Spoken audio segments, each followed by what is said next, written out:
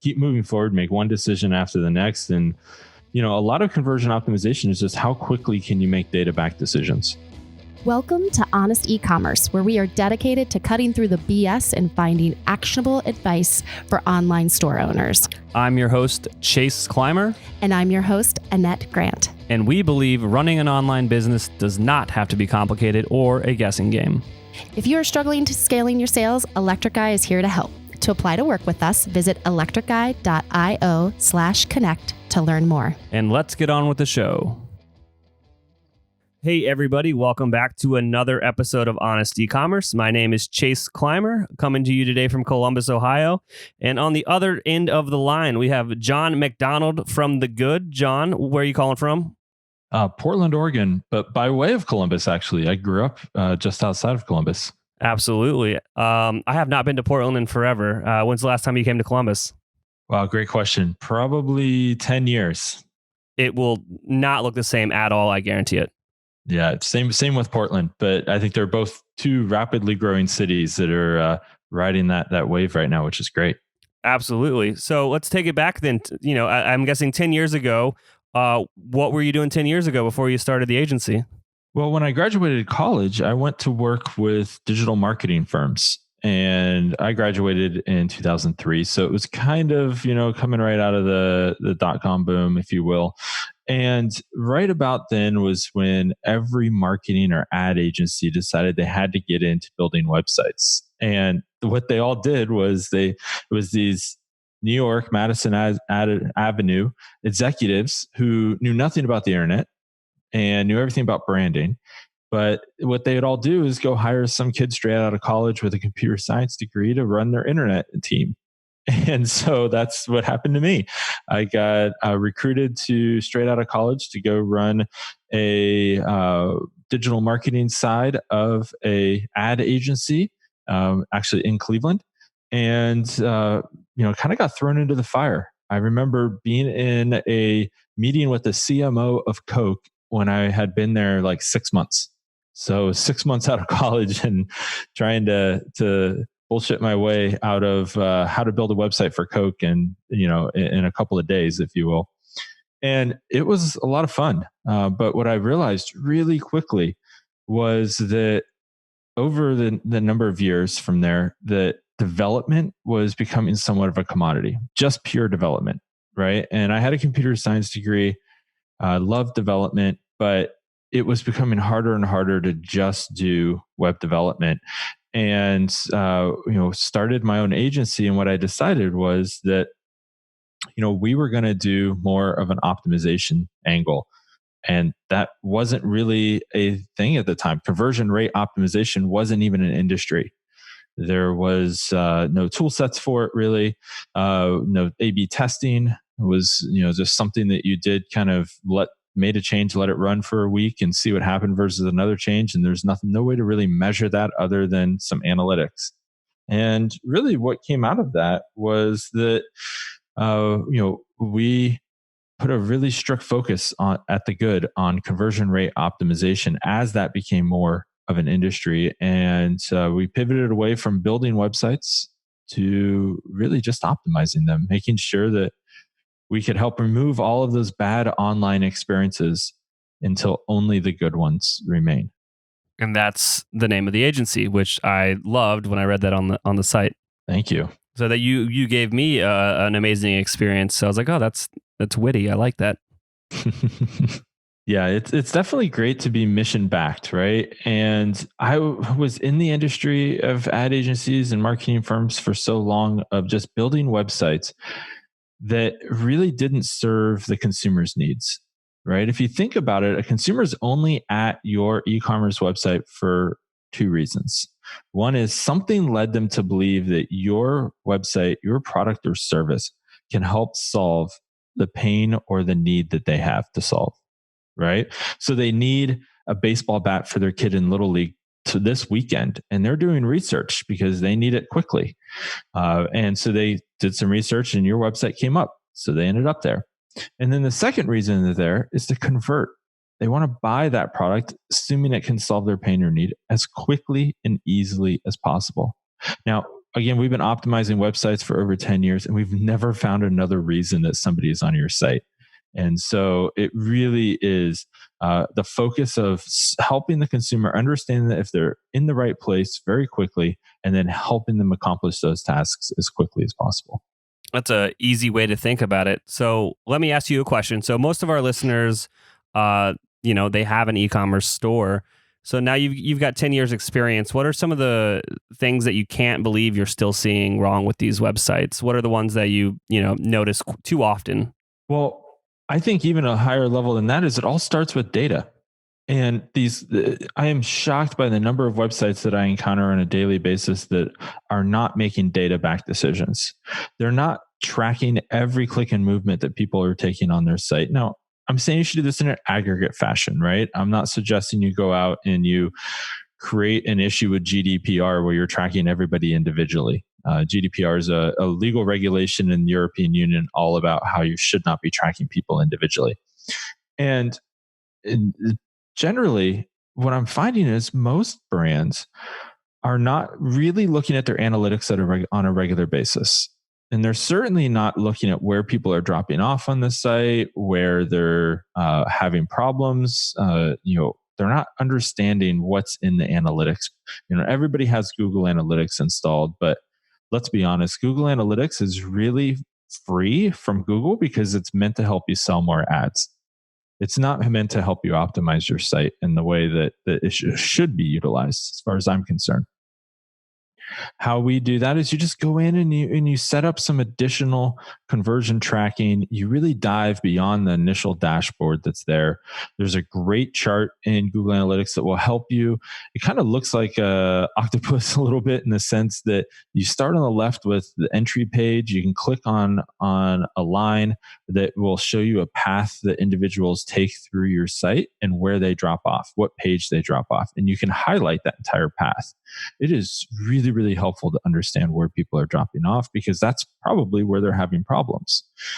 The other thing is people aren't looking at just things like heat maps, click maps, or scroll maps, right? How are people engaging with the site? Super simple. It's easy to do. Go to Hotjar, HOTJAR.com. It is $9 a month, I believe.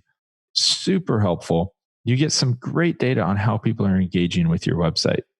What content are they seeing? What are they not seeing? Where are they clicking and where are they not clicking? I often like to say that clickmaps show us things like rage clicking. This is where people will click on something 100 times thinking that it should be clickable and they're getting mad that it's not.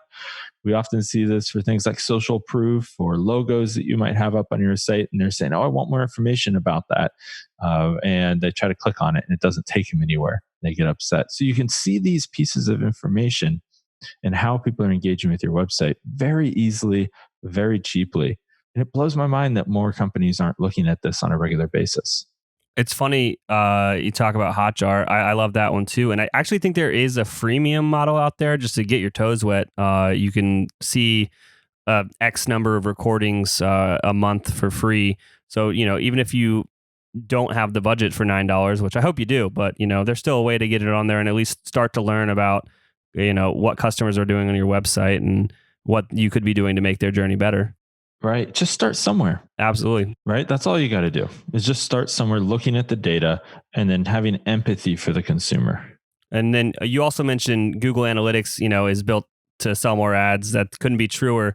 And also just people that create an account and just throw that snippet in and do nothing else. If you have an e-commerce store and you haven't flipped a simple switch to turn on enhanced e-commerce, you're leaving just so much information on the table.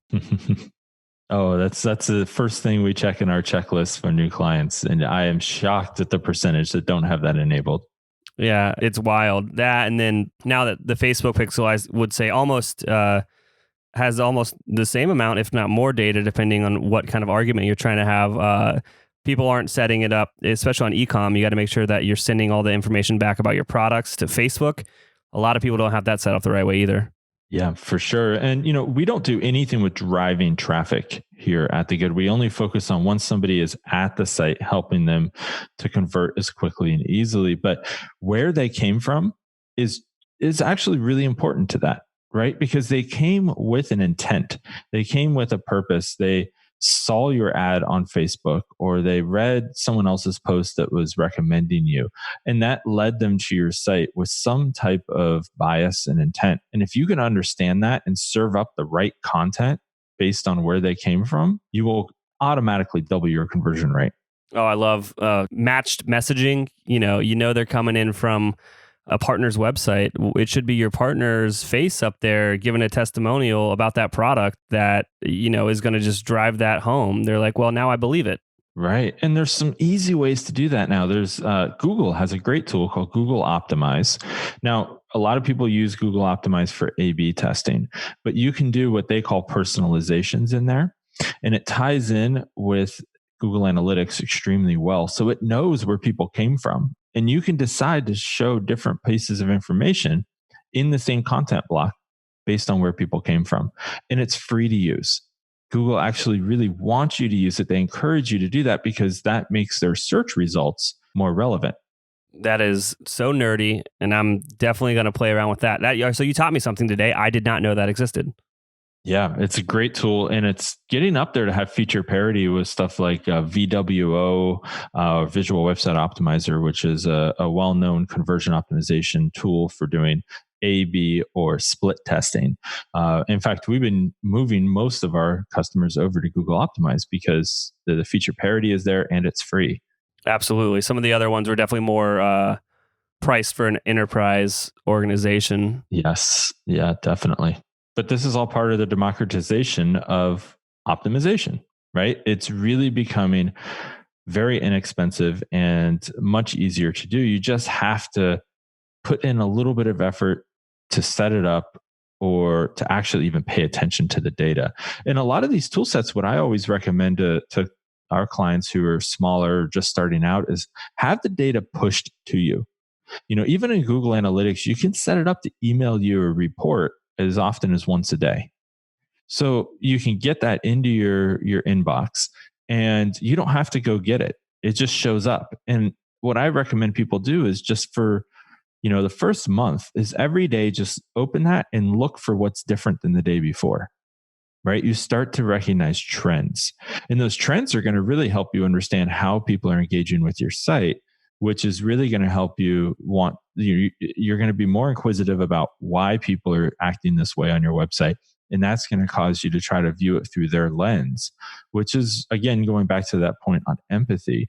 Really, all of this around conversion optimization, if I could summarize it in one word, is just empathy. It's just having empathy for the consumer. And once you've done that, you'll have a much better understanding and perspective of what it's like to use your website. I say this all the time, but it's really hard to read the label from inside the jar, right? We are so close to our websites as e-commerce site owners that we probably had a hand in doing the navigation, setting up the categories, deciding what content to put up there, right? All of that is stuff that we decided, so we know it. So when we go to our websites, we know how to navigate the site. But a new to file customer who has never been to the site before has no idea. And you really need to understand what their experience is like. You couldn't be more true there. It's funny, especially just us, I guess, being on the consultant side of things, how often I go to websites and I'm just like, well, who thought about this data architecture? That's a nerdy way of saying like how to get to what you want to get to. Mm-hmm. It's like, who thought of this? This is wild. You got to keep it as simple as possible. I almost like to say that you got to think sometimes that your customer's drunk. You just don't want to confuse them. You just want to get them there. Yeah, there's actually a great website. I can't remember the URL right now, but there's a gentleman that you can pay and he'll do a variation of user testing where he will get drunk and go to your website and record himself using it and talking out loud about what he's thinking. And it's your users are drunk or something like that. And it's actually hilarious because you try to get it down to the lowest common denominator, right? Mm-hmm. And that's the whole point of this. I mean, he started as a joke, but some large corporations have paid him to do this. And it actually is pretty entertaining to watch as well. Yeah. No, it's the user is drunk.com. I don't know if he's still doing it though. Yes. God, I would love to have him do it for our website. It'd be hilarious. Yeah, he has one that's where his mom will use your website as well. Yeah. And do the same thing. And it's equally hilarious that she's not very tech savvy. Yeah. And the video recordings of this are quite entertaining. Yeah, well, we can just take it from there. Go take your mom your website on like your tablet or your phone and ask her to purchase a certain product, and then shut up and then watch what they do.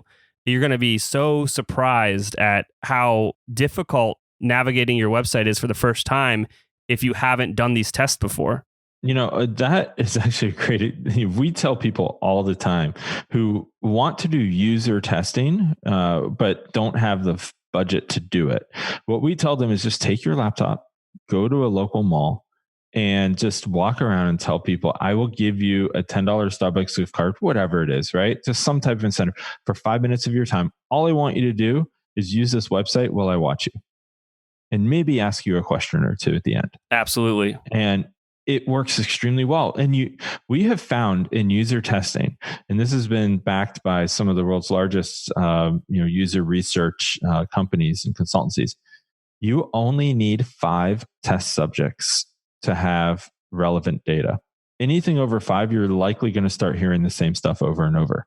So you only need 5 people to interact with. Now, you're going to get told a lot no, right? When you do this at a public place like a mall, but you only need 5. And I bet you can convince 5. If you started an e-com site, you're a go-getter entrepreneur, I bet you can convince 5 people to look at your website in exchange for a gift card of some sort within a couple of hours pretty easily.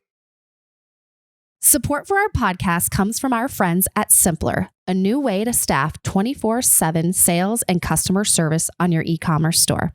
It works with your existing email and chat platforms, so setup is quick and easy. Simpler's network of on-demand, US-based Simpler specialists are standing by to answer your customers' most common questions. Set it up for free today and then turn it on or off depending on your customer volume. You only pay $2.25 for every resolution. No hidden fees, contracts, or minimums. Close more sales with Simpler by staffing your email and live chat around the clock with Simpler specialists. Start your free 7-day trial at simpler.ai/honest. That's simpler.ai/honest. And I want to just also say, don't ask your friends because they'll be nice or they've been on your website before. Exactly.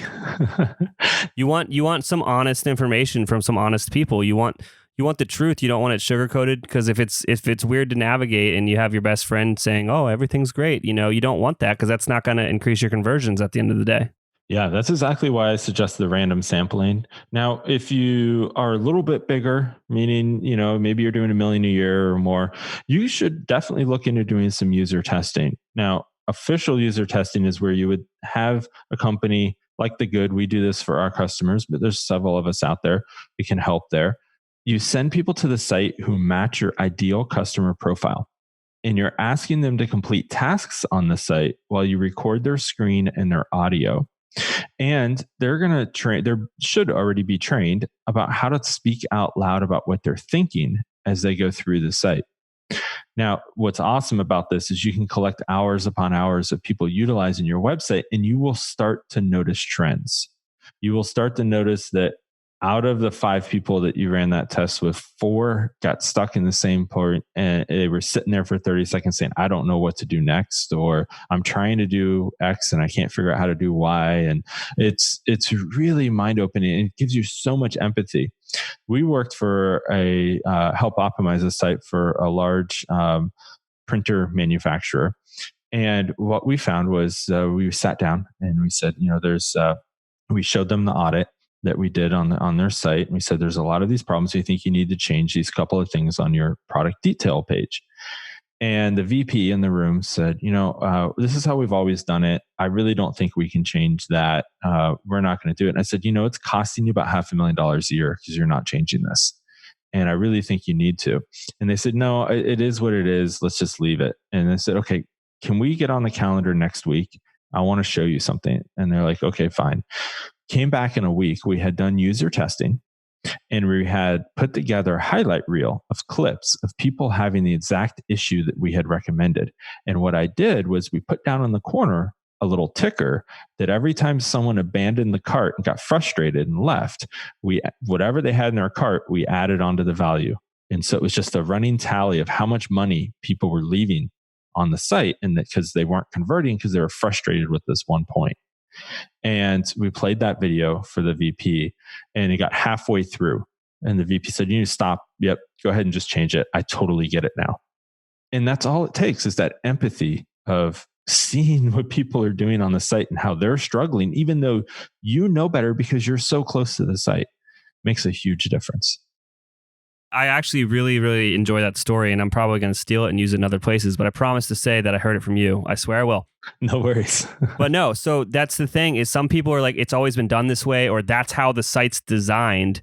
That's all well and good, but I'm not in this business to make a good designed site. I'm in this business to help people make more money, and I want to make you more money. And if you're ever, if you're really pig-headed about like the way your site looks or the flow needs to be a certain way, why? Just like make it be easy. A lot of people are leaving money on the table, having just weird hoops that you got to jump through to get the task done. I just want to buy this product. Right. Yeah. And there's so many companies that put brand over everything. And for us, brand is such a big word. I mean, so many different things to different people, but what I mean by that is they'll put, the cool factor, I'll say, right, above anything else. And that even means making it easy for people to purchase. But my response to that always is, look, brand is important. It makes your brand who you are. It's how you've been successful to this day. Not looking to change that.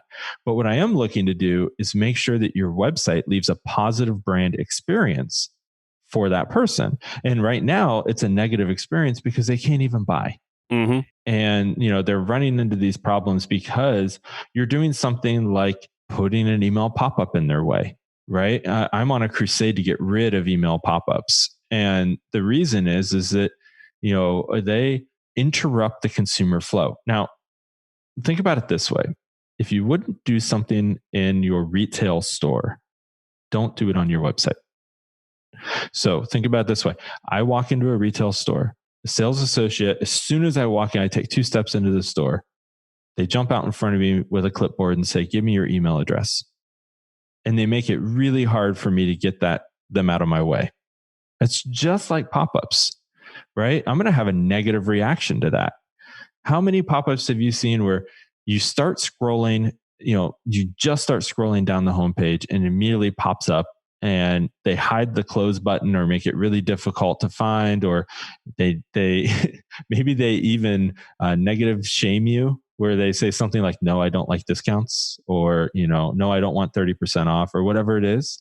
And that just makes you feel horrible. Like that's just a bad brand experience all around. I don't know why you would do that. It's no different. The only difference is you can't see the reaction of the person on the other side of the computer. And so that's okay all of a sudden. When in reality, it's not, because that person is having a bad brand experience. All right. I want to ask you a follow-up question then. What is your thought on exit intent pop-ups as people are leaving the store? Well, I think that's a little different. They're already signaling that they're going to desert, right? So they're taking action to do that. And I think it's all about the message at that point. But I don't have a crusade against exit intent. It's really only where you're interrupting the flow of what somebody is trying to do on your website.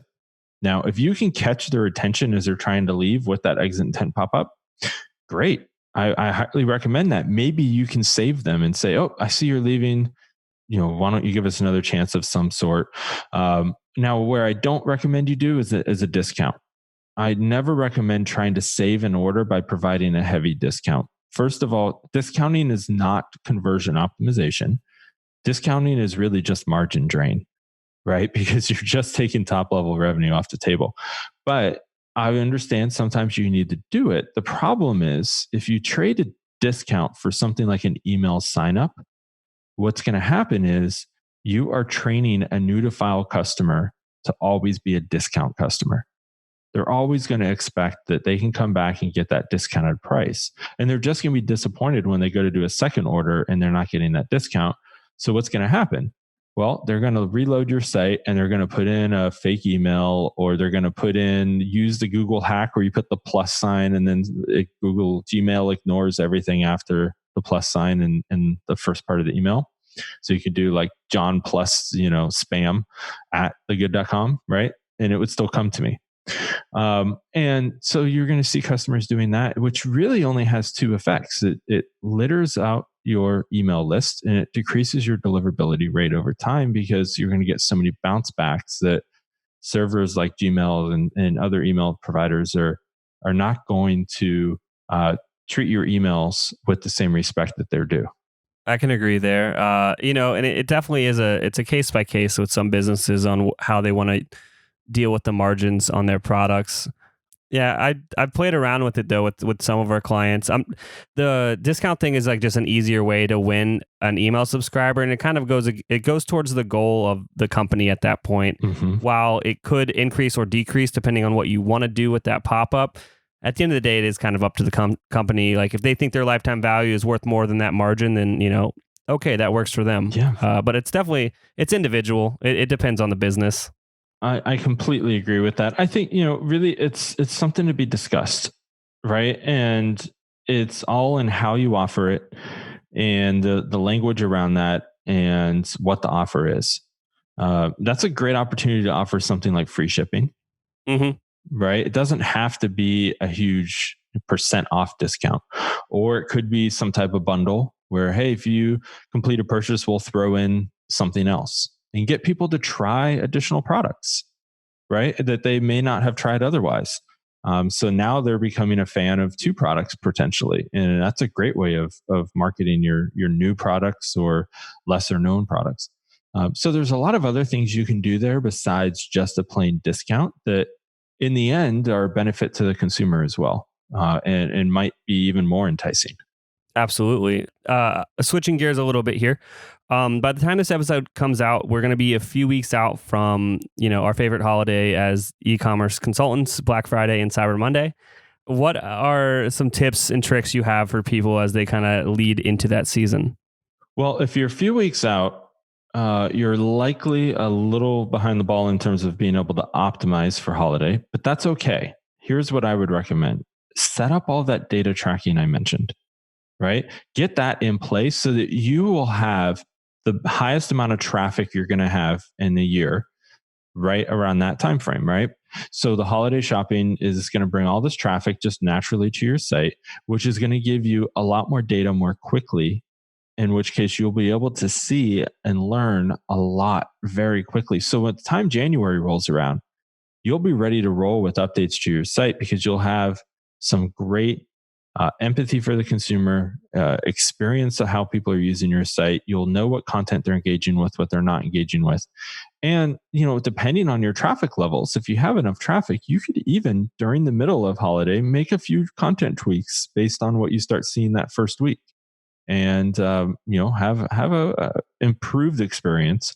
But in terms of doing full testing and full optimization, it really is something that takes several months to do properly.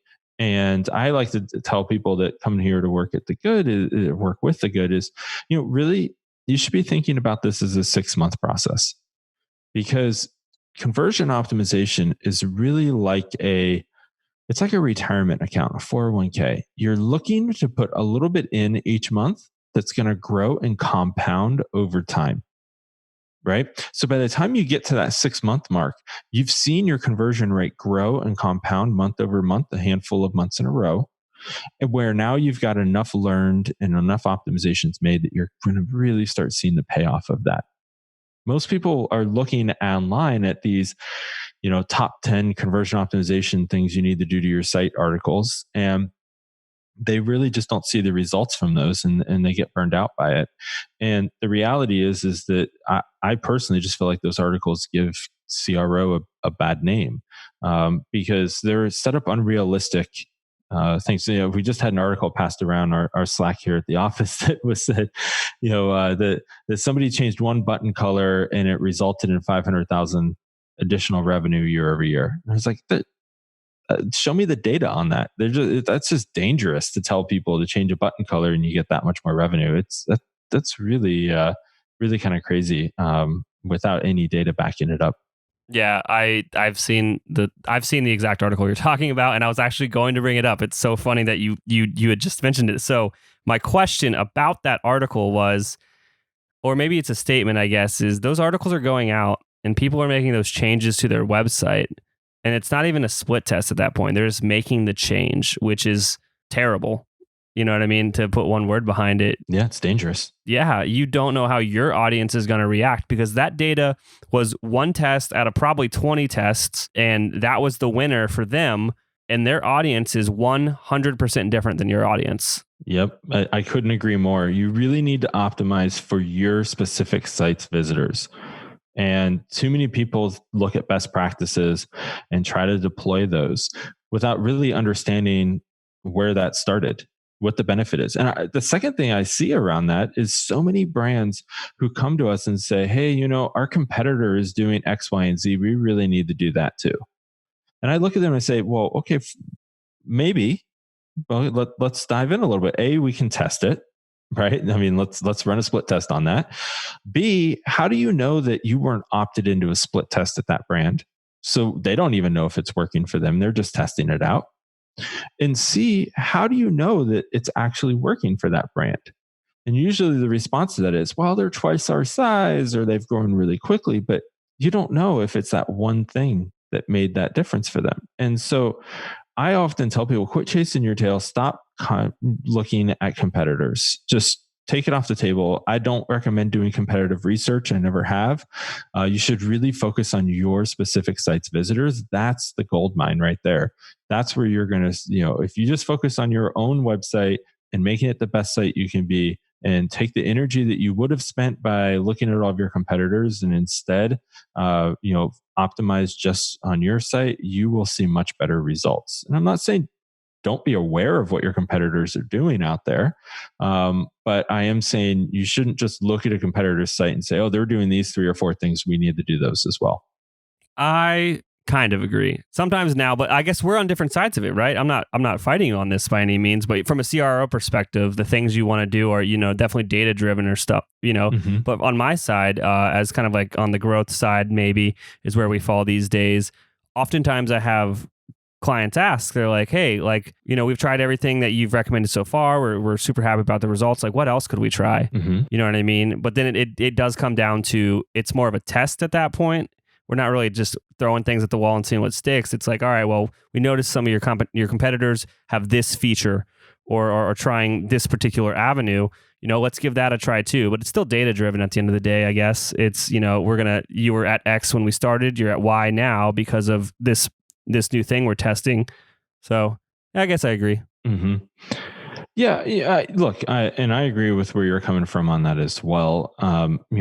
Part of this is you're going to need to be testing new things, right? And let's be honest, there's a limited set of things that you can test in the end, right? I mean, that may be 1,000 things, but it's still, there's a number on it at some point. Mm-hmm. And so your competitors are going to be doing the same things. And, I'm not suggesting that you don't look at those to understand what they're doing, but I think it's really dangerous to just wholeheartedly go in and say, okay, competitors are doing these 3 or 4 things. We have to do those too, and just deploy them without testing it on your own audience.